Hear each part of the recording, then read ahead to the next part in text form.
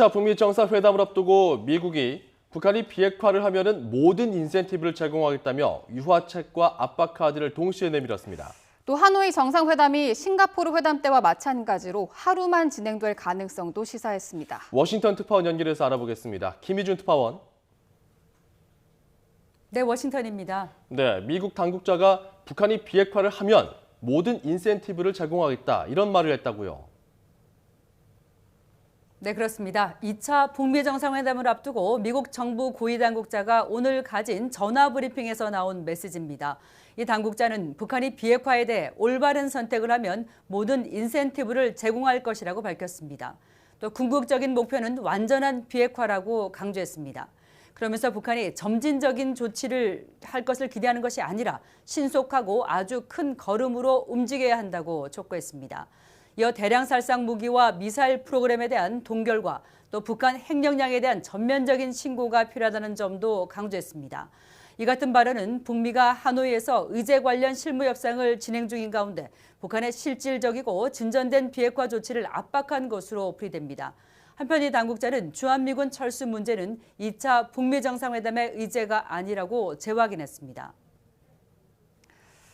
네, 당초 이틀로 예고된 2차 북미 정상회담이 당일치기가 될 가능성이 있다고요?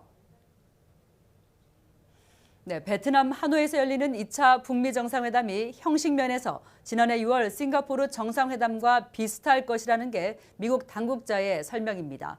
이 당국자는 오늘 전화 브리핑에서 구체적인 세부 사항이 나올 것이라면서 이같이 밝혔습니다. 이어 북미 정상이 1대1로 만나는 단독 회담과 식사, 또 양측 대표단이 배석하는 확대 정상회담의 기회가 있게 될 것이라고 덧붙였습니다. 이에 따라 당초 오는 27, 8일 1박 2일로 발표된 하노이 정상회담이 1차 때와 마찬가지로 28일 하루 일정으로 진행될 가능성이 제기됩니다. 다만 통상적인 정상회담 관례라면 전날인 27일 저녁 두 정상의 만찬이나 공연 관람 등의 별도 일정을 예상해 볼 수는 있습니다. 싱가포르 1차 북미 정상회담은 지난해 6월 12일 단독 회담과 확대 회담 또 업무 오찬으로 이어졌고요. 트럼프 대통령은 이어 단독 기자회견을 가진 뒤 귀국길에 오른 바 있습니다. 그렇군요. 또 폼페이오 국무장관도 북한의 완전한 비핵화 목표를 재차 강조했다고요. 네, 폼페이오 장관은 북미 협상의 목표가 완전한 비핵화고 또 타협안은 없다고 강조했습니다.